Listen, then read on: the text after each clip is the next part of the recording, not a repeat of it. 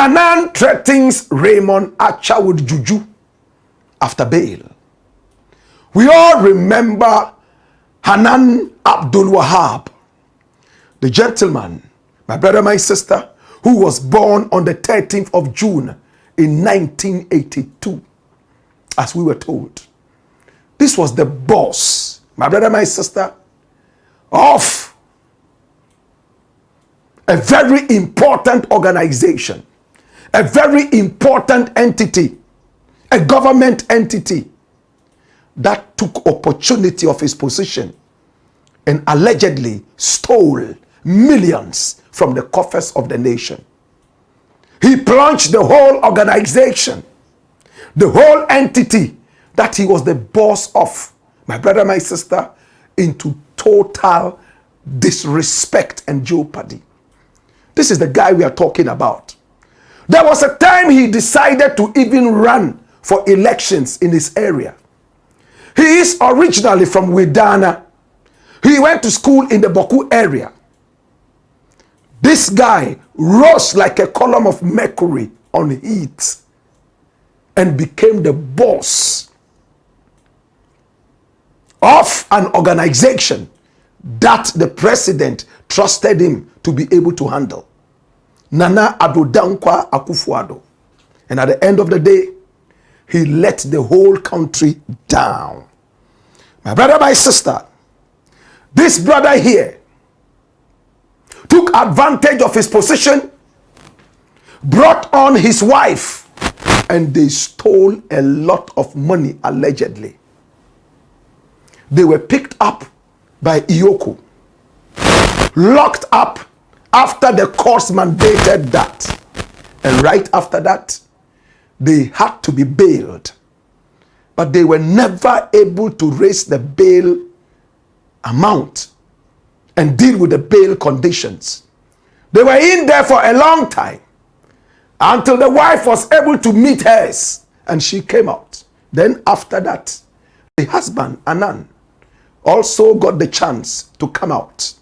My brother, my sister, when the wife came out, it came out that she was trying to initiate a certain plea deal to speak with the state so that at least she would become a prosecution witness. But prosecutors were not interested in listening to her. They said, no, Faiza Wuni, we are not ready to listen to you. We gave you the opportunity to be able to become a prosecution witness. But no, you stood by your husband, even though the two of you were head deep in corruption and stealing. Let us take you through what Hanan allegedly stole from the nation. When you watch this, and this is from the presidency, it says properties acquired with the proceeds of crime. A former CEO of the National Food and Buffer Stock Company, aka NAFCO. 5-bedroom house at Chain Homes, valued at over 1.6 million American dollars. 3-bedroom house at Cantonments, valued at 600,000 American dollars. Plots of land at airport development, 750,000 American dollars. 17-bedroom boutique hotel at Gumani in Tamale, valued at 250,000 American dollars. 4-bedroom bungalow situated at Jowulu, Accra, valued at over 4.1 million Ghana cedis. And he purchased a 0.32 acre government land at 307,200 Ghana cedis. That is a summary of what he did. We also went and gathered our own independent properties that he acquired allegedly with proceeds of theft. How Abdul Hanan spent stolen money on NPP and political career. My brother, my sister, and his monthly salary at the time was 19,417. He wanted to become a politician He wanted to become an MP of his area, the Pusiga Pulmakuom Widana constituency. And you know what he did? He bought 3 ambulances for the Pusiga district. In August 2019, he bought 360 bags of rice for the Muslim community, the NPP members in the Upper East region. He also, in May 2020, bought 1,000 bags of cement and 5,000 5-liter bottles of cooking oil for NPP supporters. In September 2020, he went ahead to buy Samsung Galaxy A51 mobile phones. How many of them? Close to 400 of them. He gave everything to Mustafa Hamid, who he's from the same hometown with Dana. And it was for onward submission to Nana Addo Dankwa Akufo-Addo. So Nana Addo Dankwa Akufo-Addo allegedly also benefited from stolen money. That is not the end. In October 2020, he gave out 75 motorbikes for the Upper East NPP executives, 5 for each of the 15 constituencies. And in May 2021, he bought 5 ambulances for the Boku, Zebila, Garu, Pusiga, and Kulungungu areas. January 2022, he upgraded a 7-kilometer road at Widana, Pulmakom, and Pusiga. And then he built 30 boreholes for his people in the area, all because he wanted them to vote for him. This is not an act of kindness. It's an act of luring the people to vote for him. Then 2,000 plastic chairs he bought for chiefs in the area. Finally, in March 2022, he was able to do some 16 electrification projects for the Pusiga district. And the whooping amount of cash he spent, you can see on one side. Dash it away. This is the guy, a master thief, allegedly. He stole with both hands. He ate with both hands. His wife was also roped into the theft, my brother, my sister. And we have shown you full documents of how much they allegedly stole. And her wife's taste for exotic products like bags and shoes and perfumes, all designer. He also used part of the money to go to Mecca. How can you go to Mecca with stolen money? He went there a number of times with his wife. They were blowing money. Nyafo, nyafo, nyafo, nyafo. Meanwhile, this gentleman here came from very humble backgrounds. And all of a sudden, when he rose into the highest position of NAFCO, the boss, he felt it was time for him to steal. Come here! Humble beginnings. He went to school at Kalpohene, SHS, right there in Tamale. From there, he went to the University of Ghana and then the Hanan University right there in China. Look at the humble beginnings. And when he got the opportunity, he ate with both hands. Greed, allegedly, as told to us by authorities. My brother, my sister, when he was fingered for corruption, he thought that nothing would happen because his malams that he contacted told him that, hey, we have blown the thing away like wind. It's gone like dust with the wind. Nothing would happen. But Raymond Archer, the boss of Iyoko, chased this guy called Hanan, was able to apprehend him. And when he started the investigation, Hanan couldn't believe that no, this was happening. He ran to his malams right there in Ashaiman, my brother, my sister. And people saw them working late in the night, my brother, my sister, burying live cows. Live cows were being buried.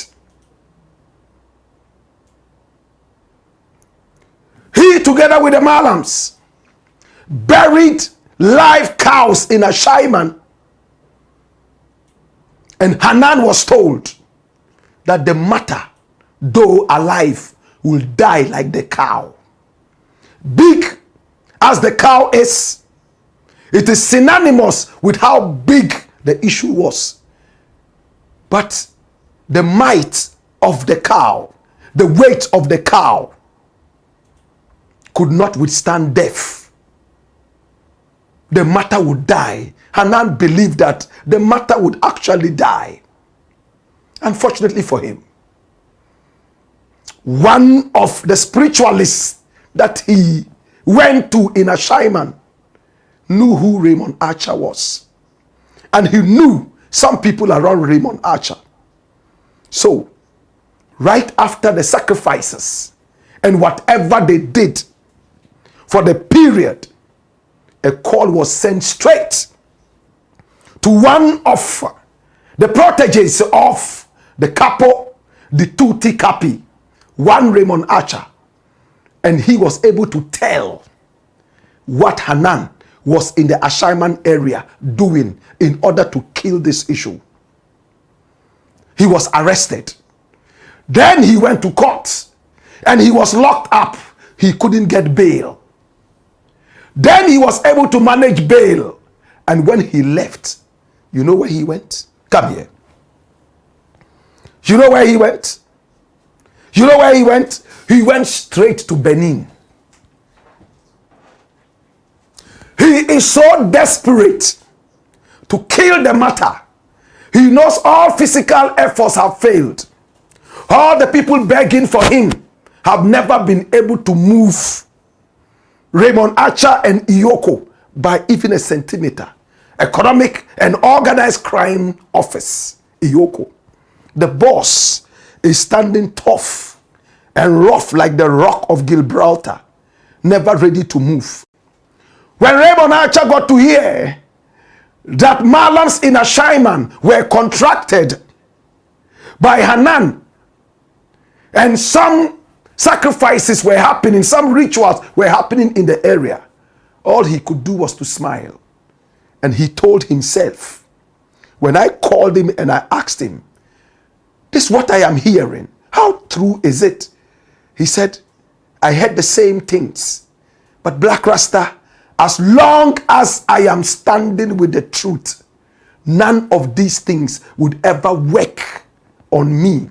This is not the first time I'm working on issues like this, and this is not the first time I'm hearing that somebody is working juju around me. The God that I serve is the God of truth. He will never support the liars and the thieves. My brother, my sister, Hanan found his way to Benin. Ashaiman Malams had failed him. He wanted a bigger power. He found himself in Benin. And when he arrived in Benin, he went straight into action, contacting the shrines, the ancient powers, the power of the dark world, to take action, to shut the mouth of Iyoko and every other person against him. My brother, my sister, now, if you don't know which country Benin is, can I just tell you, this is the headquarters of Juju. Benin is the originator of the Voodoo festival. It is the only country in the world that celebrates voodoo as a festival. Benin is the country that is the originator of voodooism as it is today from ancient times. People in Haiti originally came all the way from Benin. And anybody from Haiti is feared internationally because of the origin, Benin, voodooism. And they call it voodoo. Hanan has failed with his juju from Ashaiman. All the innocent cows that were buried could not speak against Iyoko. They couldn't shut the mouth of Iyoko. They couldn't break the legs of Raymond Archer. So now, He has gone all the way to Benin. Is the Benin Juju going to work? My brother, my sister, would it ever work? This is what normally happens, my brother, my sister, when people lose interest in the physical. They go straight into the spiritual. He's not alone. There's another lady we have been talking about who has also been fingered. And many people came out to tell us, oh, but this person that you're talking about has not really stolen anything. The authorities haven't come out to say anything. Well, we don't speak until we have the facts. My brother, my sister, I can tell you as it stands right now that things are happening. And those of you who have contacts with them, call them and ask them what is happening to their bank accounts and what is happening to their flying in and out of the country. I won't go into detail because I don't want to obstruct any investigation. They are also busy in Tamale there. They have gathered malams to pray. Mustafa Hamid was also said to have gone into the courthouse there with malams holding long tasbahs and praying.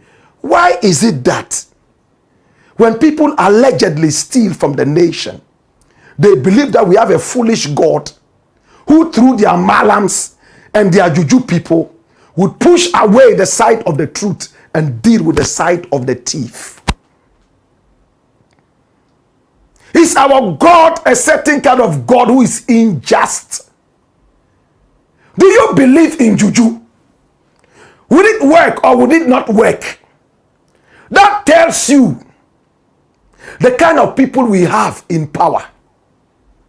If these were the people we voted into power to look for the welfare of our people, who believe that they can do anything stupid, and at the end of the day, run to some malams, run to Benin, run to Tamale and gather malams to slaughter innocent goats and sheep, and give masa out to little children with cow milk to drink, yada, yada, yada, yada, for God to let them walk free from the dangerous stealing that they have meted out to the nation, then I wonder what kind of God this God is. But for Raymond Archer, we pray for strength for you. Come here. We pray for strength for you. Capo di tutti capi. We pray that you continue to be strong. We pray that you continue to chase all the thieves and bring them to justice so that our nation can also grow. No amount of Ashaiman can close the mouth of Iyoko. No amount of Benin or Tamale or Zwarungu can close the mouth of Iyoko. Let the truth prevail. This is the Black Pot, aka Kukushonemo, where we speak truth to power.